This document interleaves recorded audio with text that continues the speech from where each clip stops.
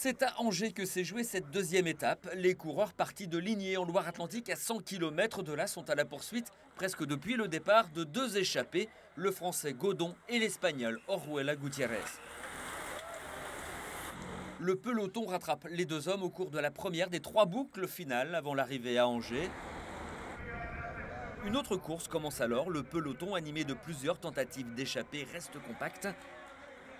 Tout va se jouer à nouveau au sprint et c'est Bryan Coquard qui s'impose. Le Nazérien de 24 ans, coéquipier de Thomas Voeckler, avait déjà remporté cette étape l'année dernière dans un scénario similaire. Je m'étais raté hier, on peut le dire, et puis aujourd'hui j'avais à cœur de bien faire. C'est la deuxième année consécutive que je gagne ici. Angers, c'est une ville particulière que j'aime beaucoup. L'équipe a été solide, on a assumé notre rôle, j'ai assumé mon rôle aujourd'hui, donc voilà, on est soulagé. Notre circuit à Sarthe est réussi, je pense qu'on peut le dire, mais c'est pas fini. À l'issue de l'étape, Justin Jules conserve son maillot jaune, Bryan Coquard s'empare de la 4e place. Un classement provisoire, puisque doit débuter après un court repos, un contre-la-montre qui peut tout remettre en cause.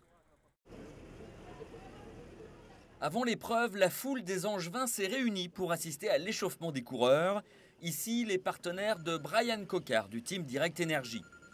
Les 96 coureurs se sont élancés pour une boucle d'un peu plus de 6 km dans les rues d'Angers.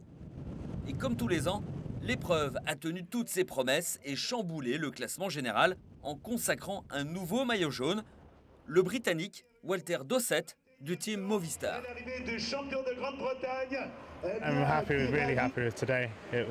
Je suis heureux, même très heureux aujourd'hui parce que je suis arrivé deuxième il y a 2 ans, comme il y a 3 ans. Je peux être compétitif sur le circuit. Aujourd'hui, c'était un de mes meilleurs temps. J'ai fait du bon travail dans les virages et une fois passé la ligne d'arrivée, je savais que ça allait. Justin Jules, l'ancien maillot jaune, dégringole à la 36e place. Bryan Coquard chute à la 9e. L'étape de demain sera elle aussi déterminante.